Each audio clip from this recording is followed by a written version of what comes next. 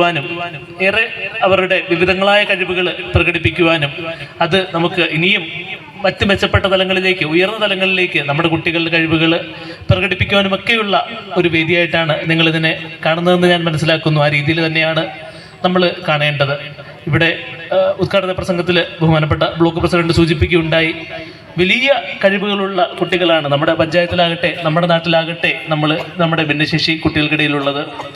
ഈ വർഷത്തെ ജില്ലാ കലോത്സവം നമ്മൾ തിരൂർ വാഗൺ ട്രാജഡി ടൗൺ ഹാളിൽ വെച്ചാണ് നമ്മൾ ബഡ്സ് ജില്ലാ കലോത്സവം നടത്തിയത്. സോ അവിടെയൊക്കെ കുറച്ച് സമയം പങ്കെടുക്കുമ്പോൾ നമ്മളെ അത്ഭുതപ്പെടുത്തുന്ന രീതിയിൽ, പലപ്പോഴും നമ്മളെ അസൂയപ്പെടുത്തുക എന്നൊക്കെ പറയുന്ന രീതിയിലുള്ള കഴിവുകളാണ് നമ്മളുടെ കുട്ടികൾക്കുള്ളത്.